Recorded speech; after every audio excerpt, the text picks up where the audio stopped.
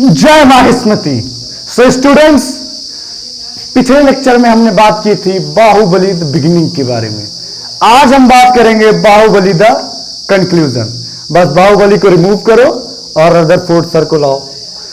तो पिछले लेक्चर में हमने बात की थी beginning of Rutherford model, observation of Rutherford model. आज हम बात करेंगे कंक्लूजन ऑफ रदरफोर्ड मॉडल। उन्होंने क्या अपने मॉडल से निष्कर्ष निकाला, आज हम इसके बारे में बात करेंगे। जल्दी से एक बार रिवाइज करते हैं कि पहले उनका ऑब्जर्वेशन क्या था। उनका ऑब्जर्वेशन ये था कि काफी सारे अल्फा पार्टिकल्स निकल जाते हैं, किसको? गोल्ड फॉइल को भेद करके। तो क्या हुआ, उनसे उन्होंने ऑब्जर्व किया कि ज्यादा से ज्यादा पार्ट क्या है? एम्प्टी है। और क्या हुआ, कुछ अल्फा पार्टिकल्स 90 डिग्री से अप एंगल बनाती हुई क्या होती हैं? डाइवर्ज हो जाती हैं। कुछ 90 डिग्री से कम पे, और कुछ लड़के 22,000 में से कोई एक रे लड़के सीधे अपने पाथ को रिट्रैक्ट करती है। यह था उनका ऑब्जर्वेशन। अब इसका कंक्लूजन, इसका कंक्लूजन क्या है हम देखते हैं। तो उनका पहला कंक्लूजन था बिना किसी मोह माया के, we are going to start, कि उनका पहला कंक्लूजन था most part of atom is hollow, empty. Most part of atom is hollow. Atom के ज्यादातर पार्ट क्या है? हॉलो है, खाली है। क्यों खाली है भाई? वो इसलिए खाली है कि अल्फा पार्टिकल्स क्या थे? गोल्ड फॉइल को, एटम को भेदते हुए आर पार निकल गए। अभी किसी दीवार को तुमको पार करके जाना है, तुम चले गए, तुमने वो देखा है? अब ऐसी सीन ना हो कि मार्वल स्टूडियो का विजन बन जाओ, दीवार के आर पार, जमीन के आर पार हो जाओ। तो विजन की बात छोड़ो, बाकी अगर तुम नॉर्मल इंसान हो तो जब तक चीजें, दीवार खाली नहीं रहेगी, हॉलो नहीं रहेगी, तुम इसे भेद के अंदर नहीं जा सकते। तो वही क्या चीज, अल्फा पार्टिकल्स वहां से गुजरे जहां पे पॉजिटिव चार्ज नहीं था, जहां पे मास नहीं था। जब वो वहां से गुजरे तो गोल्ड फॉइल को भेदते हुए इधर से निकल गए। तो उन्होंने क्या बताया कि बहुत सारे, ज्यादातर पार्ट क्या है एटम के? हॉलो है, वहां पे कोई पॉजिटिव चार्ज, कोई मास नहीं है। दूसरा क्या था? दूसरा उनका था कि देयर इज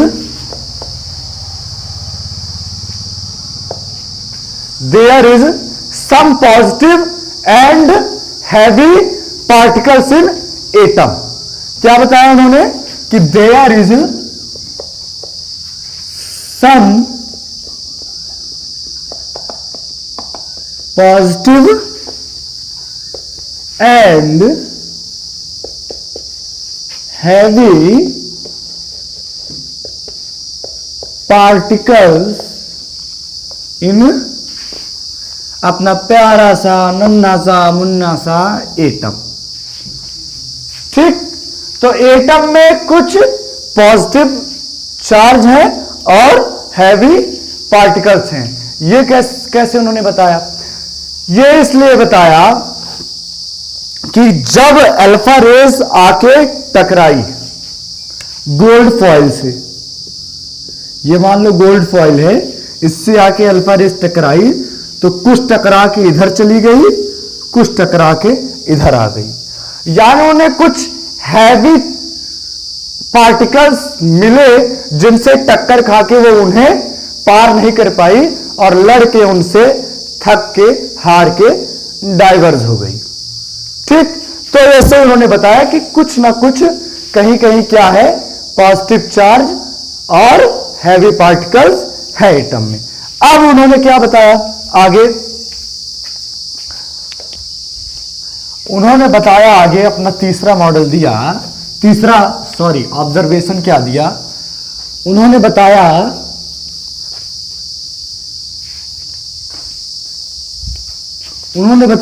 पॉजिटिव, ये थर्ड है, positive charge and most of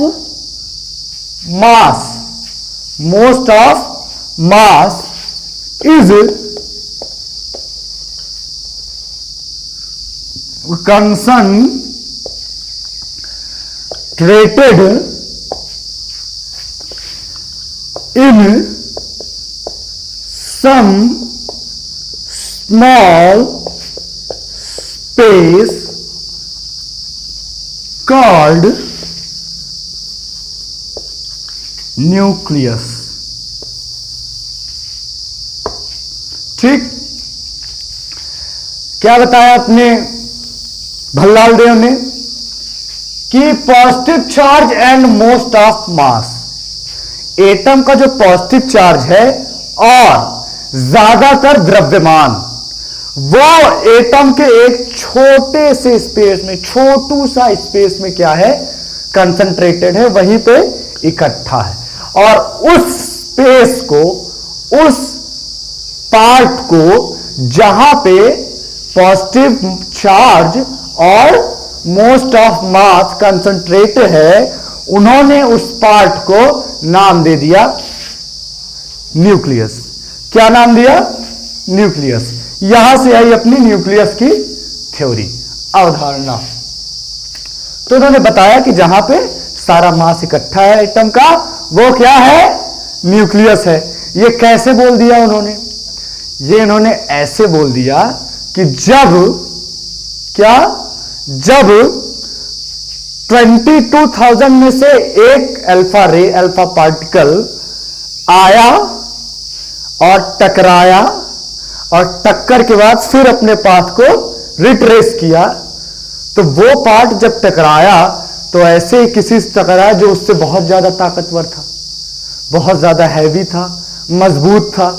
ठीक, तो यानी अब वो बहुत ज्यादा हैवी है, वो पार्ट बहुत ज्यादा मजबूत है, यानी उस एटम का ज्यादातर मास उसी पार्ट में है, इसलिए वो इतना हॉर्लिक्स खा खा के स्ट्रांग हो गया है। तो उन्होंने इससे बताया कि ये जो हॉर्लिक्स खा खा के, मास खा खा के एटम का स्ट्रांग हुआ पार्ट है, वो क्या है? अपना न्यूक्लियस है। ये उन्होंने क्या किया? बताया। अब ये थे उनके 3 कंक्लूजन, किसके? रदरफोर्ड के। अब आगे हम जानते हैं उनके ड्रॉबैक्स के बारे में, उनके डिमेरिट्स के बारे में। तो स्टूडेंट्स, आपने जान लिया कि कंक्लूजन क्या था रदरफोर्ड के मॉडल का। अब जानते हैं इनका ऑब्जर्वेशन हमने पढ़ लिया, इनका कंक्लूजन पढ़ लिया। अब जानते हैं कि इनके ड्रॉबैक्स क्या थे, डिमेरिट्स क्या थी। Okay, so let's start. Drawbacks.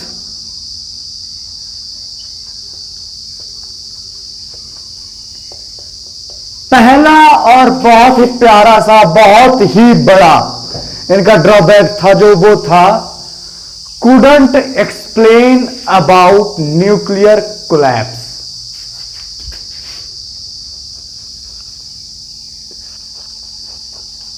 Couldn't explain about nuclear collapse. अब इससे क्वेश्चन चल रहा हो कि पहले तो न्यूक्लियर क्या है। न्यूक्लियर अभी हमने पढ़ लिया न्यूक्लियस से, वो न्यूक्लियर क्या है? अपना न्यूक्लियस। अब कोलैप्स, तो अब आइए इसके बारे में हम थोड़ा सा क्या, आपको काफी ज्यादा टचउट दे देते हैं। क्लास 9th में के अगर अकॉर्डिंग हम चलें, क्लास 9th के अकॉर्डिंग अगर हम चलें, तो अपना एटम ये इसके अंदर न्यूट्रॉन प्रोटॉन, यानी ये न्यूक्लियर, न्यूक्लियर के अंदर न्यूट्रॉन और प्रोटॉन, ये हुए पॉजिटिव चार्ज। यहां अपना घूम रहा है इलेक्ट्रॉन विथ नेगेटिव चार्ज। इतनी चीज क्लियर हुई। प्रोटॉन है, प्रोटॉन के अंदर न्यूक्लियर है, न्यूक्लियर के अंदर एटम है, एटीएम के एटम है, एटम के अंदर न्यूक्लियर है, न्यूक्लियर के अंदर प्रोटॉन न्यूट्रॉन है जो पॉजिटिव चार्ज है, और उसके चारों तरफ, उसके बाहर, न्यूक्लियर के बाहर इलेक्ट्रॉन है।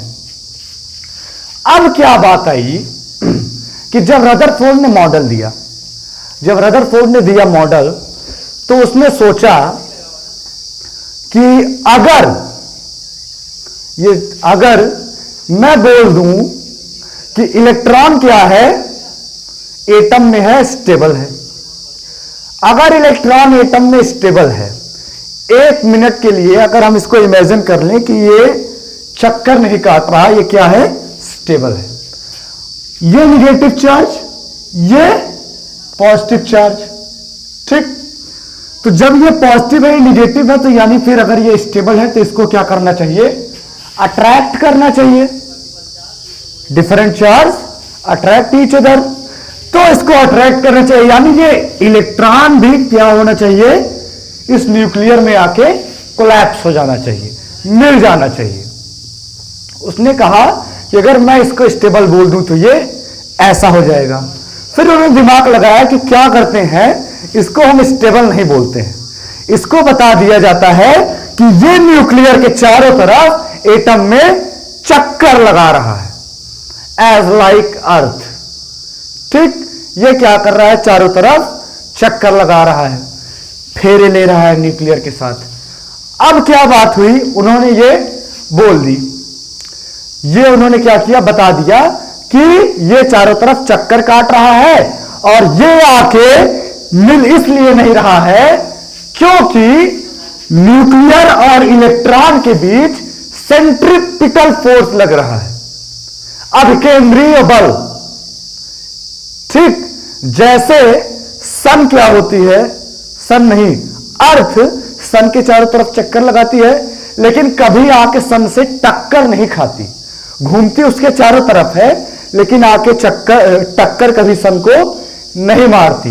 तो उन्होंने ऐसे ही बताया कि जैसे अर्थ और सन का रिलेशन है, वैसे न्यूक्लियर और इलेक्ट्रॉन का, ये सेंट्रीपिटल फोर्स की वजह से चारों तरफ न्यूक्लियर के चक्कर लगाता है, लेकिन आके कोलैप्स नहीं बनता। ये थ्योरी उन्होंने दे दी। अब ये बोल दिए तो ये गए फंस मोहमाया में। तुरंत इलेक्ट्रोमैग्नेटिक वालों ने इन पर चढ़ाई बोल दी, इलेक्ट्रोमैग्नेटिक थ्योरी वालों ने इन पर क्या बोल दी, चढ़ाई की। भैया बोल तो दिया तुमने, अब मुझको यह बताओ कि इलेक्ट्रॉन लगा रहा है चक्कर, लगातार आपके हिसाब से चक्कर लगा रहा है, यानी ये वर्क कर रहा है, वर्क कर रहा है, यानी इसकी एनर्जी क्या हो रही है, लॉस हो रही है।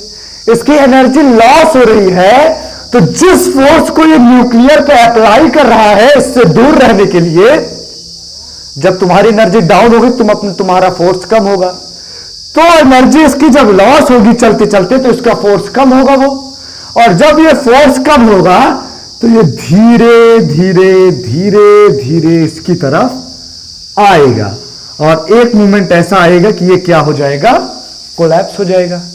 तो ये चीज ये आपने कहां बताई कि अगर आपने बता तो दी कि ये चक्कर काट रहा है, भाई चक्कर काट रहा है तो वर्क कर रहा है। अभी आप दौड़ रहे हो, क्रिकेट खेल रहे हो, दौड़ रहे हो, वर्क कर रहे हो, यानी एनर्जी आपकी लॉस हो रही है। जब एनर्जी लॉस हो रही है तो आपका फोर्स क्या हो रहा है, आपके अंदर का कम हो रहा है, घट रहा है। तो ये जो फोर्स इसकी तरफ लगा रहा था, सेंट्रीपिटल फोर्स, यानी ये भी कम हो रहा है, और जब ये कम हो रहा है तो धीरे धीरे ये न्यूक्लियर की तरफ खिंचता रहा है, खिंचता रहा है, और ये आके इसमें कोलैप्स हो जाएगा। तो उन्होंने क्या, ये रदरफोर्ड गए फंस इसमें, ये इसको एक्सप्लेन नहीं कर पाए। ये इनकी थियरी का, इनके मॉडल का बहुत ही सबसे बड़ा ड्रॉबैक है, डिमेरिट है। तो ये चीज हुई। आई होप आपको ये समझ में आया होगा क्यों। अब दूसरी बात आती है कि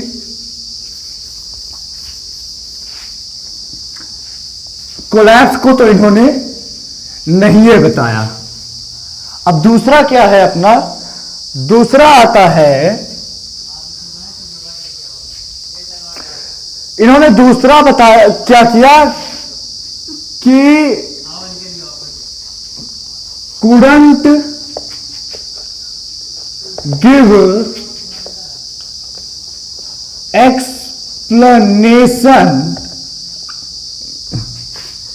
about line spectra of elements। ये लाइन स्पेक्ट्रा के बारे में नहीं एक्सप्लेन कर पाए। अब लाइन स्पेक्ट्रा क्या है, ये आपके आगे कॉन्सेप्ट है, अभी आप आगे फिजिक्स में पढ़ेंगे और इसमें भी, बट अब ये आपका हम कॉन्सेप्ट कर देते हैं क्लियर। तो लाइन स्पेक्ट्रा क्या है, ध्यान से समझो। अब मान लो लाइट आपने पढ़ा है, लाइट आपने पढ़ ली है। लाइट को कभी आपने प्रिज्म पे गिराया है? प्रिज्म पे गिराया है लाइट को? जब लाइट प्रिज्म पे गिरती है, मान लो ये प्रिज्म है, लाइट आई, इस पे गिरी, अभी ये इसका मीडियम क्या था? एयर। अब ये इसके अंदर गई, तब इसका मीडियम हो गया ग्लास, फिर बाहर आई, फिर इसका मीडियम हो गया एयर। यानी ये अपने मीडियम को क्या कर रही है? चेंज कर रही है, रेयर से डेंसर, डेंसर से रेयर मूव कर रही है। जब ऐसा मूव करती है एयर से डेंसर में, डेंसर से रेयर में, तब ये 7 कलर में क्या होती है? डिवाइड हो जाती है। ये अपने 7 रंग दिखाती है लाइट। उसी तरह इलेक्ट्रॉन के साथ क्या है, जब थ्योरी आई इलेक्ट्रॉन का क्या होता है, इलेक्ट्रॉन चार्ज होते हैं, इनके पास एनर्जी होती है, ठीक, high energy, low energy. Shells जो होते हैं, ठीक, एटम में सेल्स होते हैं कि इन्हीं सेल में इलेक्ट्रॉन घूमेंगे। अभी आगे आपको मॉडल्स में बताया जाएगा, बोरबरी के मॉडल में, कि सेल्स कैसे होते हैं। तो यह ध्यान रखिए एक चीज आप दिमाग में, कि न्यूक्लियर के चारों तरफ सेल होते हैं, कक्षाएं होती हैं जिनमें इलेक्ट्रॉन मूव करते हैं। तो जो सेल होता है, अब सेल कुछ होते हैं, कुछ सेल होती हैं हाई एनर्जेटिक होती हैं, कुछ लो एनर्जेटिक। तो जब हाई एनर्जी वाला इलेक्ट्रॉन लो एनर्जी वाले ऑर्बिट में सेल में आता है, तो यानी वो अपना मीडियम चेंज कर रहा है, हाई एनर्जी वाले ऑर्बिट से लो एनर्जी वाले में आ रहा है। तो ये मीडियम अपना मीडियम चेंज कर रहा है। और जब वो मीडियम चेंज करता है, तो इसी लाइट के तरह वो भी अपना कलर क्या करता है? डिफरेंट दिखाता है। तो उसी डिफरेंट कलर्स को हम लाइन स्पेक्ट्रम ऑफ एलिमेंट्स बोलते हैं। आया समझ में? हर एलिमेंट का स्पेक्ट्रम अलग होता है, ठीक। तो रदरफोर्ड सर यही नहीं एक्सप्लेन कर पाए कि क्यों क्या होता है, अलग होता है। ये एक्सप्लेन किया बोरबरी ने, तब ये नहीं बता पाए थे कि क्या चारों तरफ क्या होते हैं, न्यूक्लियर के ऑर्बिट्स होते हैं, सेल्स होते हैं, इसलिए ये लाइन स्पेक्ट्रम। आगे इसका कॉन्सेप्ट और आप अच्छे से पढ़ेंगे, बट आपको वो पता चल गया होगा कि लाइन स्पेक्ट्रम क्या है। तो ये जैसे लाइट अपने 7 कलर्स दिखाती है ना, एक मीडियम से दूसरे मीडियम में जाते हुए, तो वैसे जब इलेक्ट्रॉन्स एक ऑर्बिट से दूसरे ऑर्बिट पे जाते हैं, तो वो भी अपना क्या कलर चेंज करते हैं, दिखाते हैं। तो उन्हीं कलर्स को क्या बोलते हैं हम? Line spectra. अब इनका तीसरा ड्रॉबैक्स क्या था? इनका तीसरा ड्रॉबैक्स था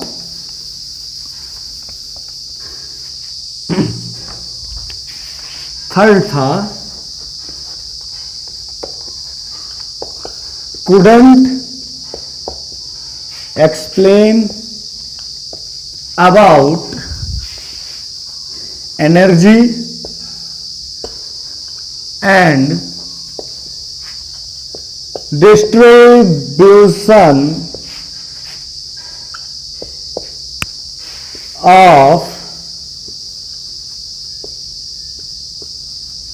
इलेक्ट्रॉन। ये हमको ये नहीं एक्सप्लेन कर पाए कि इलेक्ट्रॉन की एनर्जी और डिस्ट्रीब्यूशन क्या है। अब जैसे मान लो क्या हाइड्रोजन है, हाइड्रोजन में एक इलेक्ट्रॉन, चलो ये तो ठीक है। हीलियम आया, 2 इलेक्ट्रॉन, एक इलेक्ट्रॉन एक प्रोटॉन आया। अब ऐसे क्या है, जैसे जैसे एलिमेंट आगे बढ़ते जाएंगे इलेक्ट्रॉनों की क्या नंबर्स उनमें बढ़ती जाएगी। तो ये नहीं एक्सप्लेन कर पाए कि कौन सा इलेक्ट्रॉन कहां घूमेगा, कैसे घूमेगा, क्या 4-5 इलेक्ट्रॉन साथ में घूमेंगे, उनकी एनर्जी क्या होगी, क्या सबकी एनर्जी सेम है या अलग अलग है। तो इन सारी चीजों के बारे में वो नहीं बता पाए। तो यही 3 मेजर ड्रॉबैक्स हैं रदरफोर्ड एटॉमिक मॉडल के। यही इनका ड्रॉबैक खत्म होता है। अब आगे हम अच्छे से और चीजों के क्या देखते हैं। रदरफोर्ड का मॉडल खत्म। अब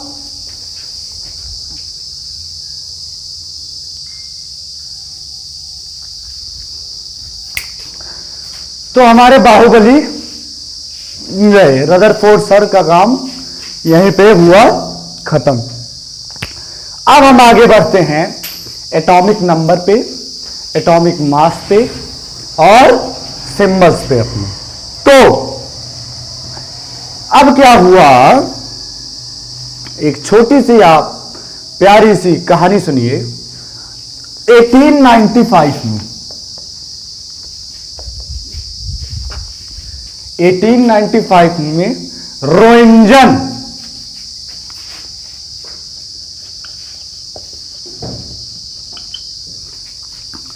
नाम के साइंटिस्ट थे। उन्होंने क्या किया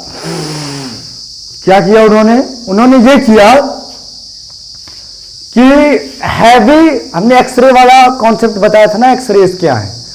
तो उन्होंने यही एक्सपेरिमेंट किया, कैथोड रेज को हैवी पार्टिकल पे टक्कर दिलवाई, फिर अपनी एक्सरेज निकली।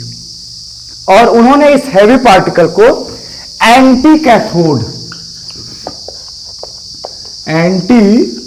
कैथोड नाम दे दिया। इतना काम किसने कर दिया, अपने रोएंजन सर ने। अब 1913 में आए अपने सर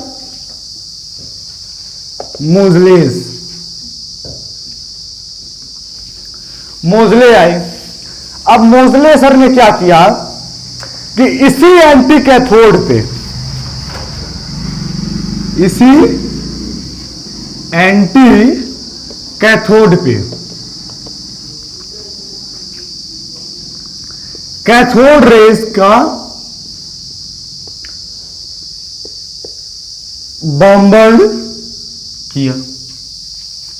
और जब किया तो निकलने वाली रेज, एक्स रेज जो थी, उनकी फ्रीक्वेंसी और परमाणु क्रमांक यानी एटॉमिक नंबर के बीच में एक रिलेशन बताया। अभी एटॉमिक नंबर क्या है पता नहीं है, उन्हें भी ये तब नहीं पता था, बट इसकी उन्होंने किसी चीज के साथ जिसका नाम उन्होंने जेड दे दिया, उसके साथ इसका एक रिलेशन बनाया।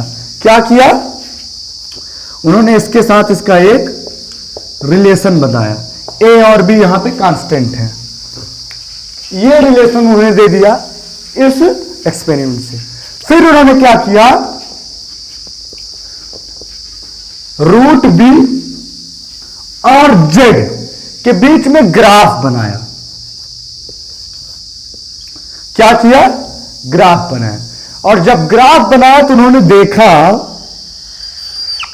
कि रूट बी और जेड के बीच में जो अपना ग्राफ बन रहा है डिफरेंट वैल्यूज के लिए, वो स्ट्रेट लाइन बन रहा है, स्ट्रेट लाइन बन रही है। फिर उन्होंने इस फ्रीक्वेंसी की एटॉमिक मास ए आगे बताएंगे। तो उन्होंने क्या किया, जेड और रूट वी के बीच ग्राफ बना तो स्ट्रेट लाइन बना। तो उन्होंने क्या बोल दिया कि the properties of elements, the properties of elements of A, the properties of elements of any atom. हम लिखा दे रहे हैं आपको, वेट वेट वेट,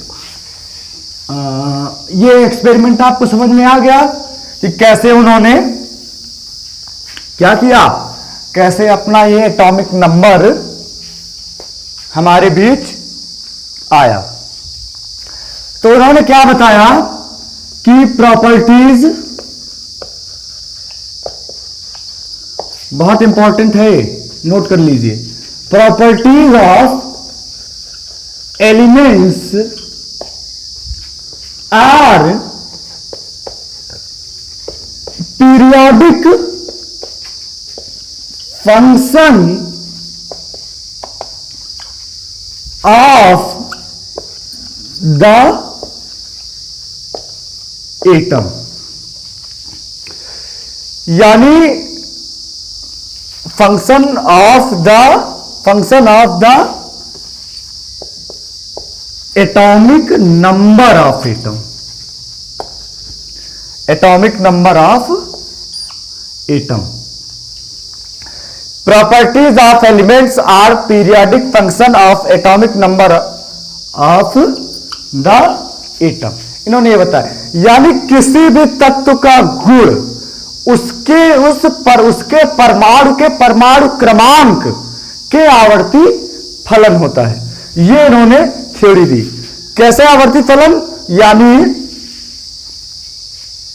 गुण किस, उनके हिसाब से जो गुण होता है किसी भी एलिमेंट का, वो उसके परमाणु क्रमांक पे, एटॉमिक नंबर पे डिपेंड करता है। अब यहां से क्या क्लियर हुआ कि ये इंपॉर्टेंट थियरी, उन्होंने इंपॉर्टेंट कॉन्सेप्ट दिया, तब ये कॉन्सेप्ट मान लिया गया। फिर ये गलत हुआ, वो आगे बात की बात है, आगे देखेंगे कैसे गलत हुआ, क्या हुआ। तो ये चीज उन्होंने बताई। अब यहां से उन्होंने फिर बात आती है कि ये चीज क्या है। अब ये चीज क्या है, ये चीज हम आपको बता रहे हैं।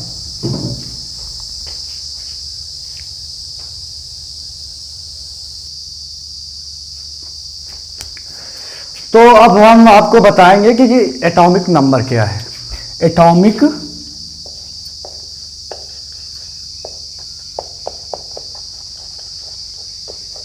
Number.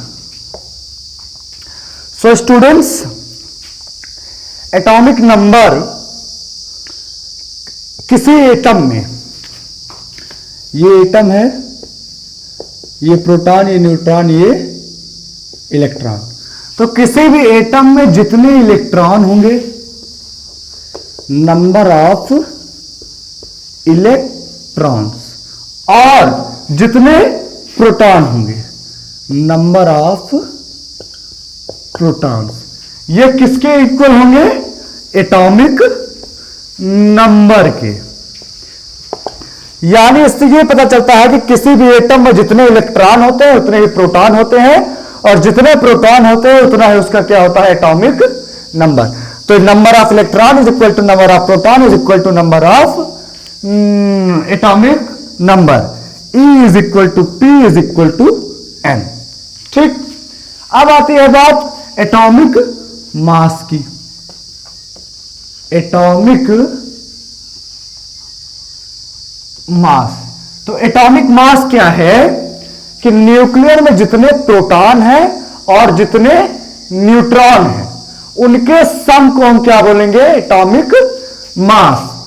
Number of proton plus number of neutrons, P plus N। Atomic number को हम Z से क्या करते हैं, डिनोट करते हैं, एटॉमिक मास को कैपिटल A से। तो इससे फार्मूला क्या आता है अपना, Z is equal to P is equal to E, और P P is equal to N is equal to A। ये आया अपना फार्मूला। यहां से न्यूट्रॉन कैसे आएगा? N is equal to A minus P। ये है इतनी सारी क्या चीज? Atomic mass, atomic number. अब हम आपको बताते हैं कि किसी एलिमेंट के एटॉमिक मास और एटॉमिक नंबर को हम कैसे दिखाते हैं। Representation of atomic number and atomic mass. Representation. So students, मान लो कोई इलेक्ट्रॉन, हम ले लेते हैं कोई एलिमेंट B है। कोई एलिमेंट क्या? B है। तो अगर इसमें हमको बताना है कि कितने इलेक्ट्रॉन है, कितना इसका एटॉमिक मास है, कितना एटॉमिक नंबर है, तो हम एटॉमिक नंबर को इधर लिखते हैं, एटॉमिक मास को इधर। ध्यान से देखिए, जैसे अगर हम ले लें हाइड्रोजन को ले लें अगर, तो एक एटॉमिक नंबर, एक एटॉमिक मास। ठीक ऐसे ही मतलब कुल मिलाकर हम एटॉमिक नंबर को नीचे लिखेंगे जेड को, एटॉमिक मास को ऊपर लिखेंगे ए को। तो रिप्रेजेंटेशन आई होप आपको समझ में आ गया होगा। अब बात आती है आगे कि इस पे हम कुछ न्यूमेरिकल्स करते हैं। तो आइए हम कुछ न्यूमेरिकल्स देखते हैं। सो स्टूडेंट्स, हमने जान लिया कि एटॉमिक नंबर क्या है, एटॉमिक मास क्या है, न्यूट्रॉन क्या है, इलेक्ट्रॉन क्या है, प्रोटॉन क्या है, रदरफोर्ड का परमाणु मॉडल क्या है, थॉमसन का क्या है, और न्यूट्रॉन प्रोटॉन को कैसे रिप्रेजेंट किया जाता है, कैसे एटॉमिक नंबर को रिप्रेजेंट किया जाता है, कैसे एटॉमिक मास को। अब आओ देखते हैं कि कैसे एटॉमिक नंबर, न्यूट्रॉन, प्रोटॉन, इन सब चीजों को निकाला जाता है, फाइंड किया जाता है एक एटम के एलिमेंट से। सबसे पहले तो आप जल्दी से अपने दिमाग में दौड़ाइए कि ये क्या है। कार्बन, कार्बन का एटॉमिक नंबर क्या है? 6, एटॉमिक मास 13। कैसे? हमने ये बताया था, अगर आपको याद हो। क्या?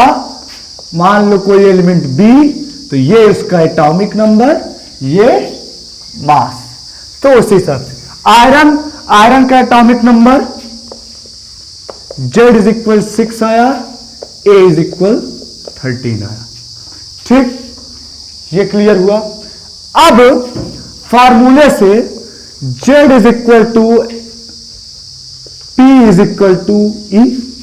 क्या बताया था मैंने कि जो परमाणु क्रमांक एटॉमिक नंबर होता है वो प्रोटॉन के इक्वल होता है और इलेक्ट्रॉन के। तो Z कितना है? 6। तो प्रोटॉन कितना हो जाएगा? 6। इलेक्ट्रॉन कितना हो जाएगा? 6। यानी क्या आ गया? एक आंसर। अब क्या बताना है हमको? न्यूट्रॉन कितना है। तो दूसरा फार्मूला मैंने बताया था बच्चों, N plus P is equal A। यानी जो एटॉमिक मास होता है वो किसी एलिमेंट के न्यूट्रॉन के और प्रोटॉन के नंबर्स के सम के इक्वल होता है। तो अगर उस थ्योरी से चले तो न्यूट्रॉन और प्रोटॉन का सम कितना होगा? Atomic number. न्यूट्रॉन हमको नहीं पता, प्रोटॉन कितना निकाला? 6। तो N plus 6 is equal to A है कितना? 13। तो N is equal to 13 minus 6 is equal 7। तो एक आंसर ये, एक आंसर ये आया। क्लियर हुआ कि नहीं हुआ? हो गया। दूसरे पे आते हैं, तो ये Z, ये A। तो Z कितना आया? 26। A कितना आया? 56। फिर Z is equal P is equal E। Atomic number is equal proton is equal electron is equal 26। ठीक, अब हमको क्या निकालना है? न्यूट्रॉन। तो N plus P is equal A होता है। तो N हमको निकालना है, P क्या निकाल लिया हमने? 26। तो N plus 26 is equal A कितना है? 56। ये प्लस में है, इधर जाएगा तो माइनस में। इतना तो आप मैथ में पढ़ी होंगे। तो 56 माइनस 26 हो जाएगा, यानी N इज इक्वल आ गया 30। बहुत ही प्यार से और बिना किसी मोहमाया के ये सारी चीजें आ गई। उसी तरह mg का आप देखते हैं अगर, तो mg का अगर हम देखें तो इसका z कितना है 12, a कितना है 24, तो इसका p कितना हो जाएगा z is equal p is equal e यानी 12, और a कितना हो जाएगा n प्लस p होता है, तो a हमने कितना निकाला है 24 दिया गया है, 24 इज इक्वल टू p कितना निकाला है 12 प्लस n, तो n इज इक्वल टू 12, ये आ गया क्या n। अब बच्चों क्या हुआ, हमने सारी चीजें आज पता की, कुछ न्यूमेरिकल्स को भी कवर किया एनसीईआरटी के। तो अब आगे पारी आती है होमवर्क की। तो आपका होमवर्क यह है कि ऑक्सीजन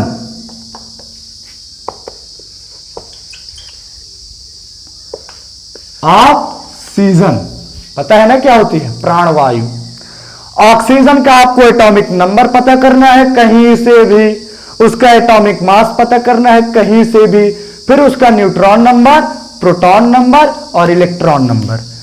यानी ऑक्सीजन का आपको Z is equal P is equal E is equal A is equal N, ये सारी चीजों को आपको फाइंड करना है। Z को फाइंड करो, प्रोटॉन को, इलेक्ट्रॉन को, एटॉमिक मास को, न्यूट्रॉन को, सबको क्या करो आप फाइंड करो, और इस आंसर चैट बॉक्स में कमेंट बॉक्स में बताइए मुझे।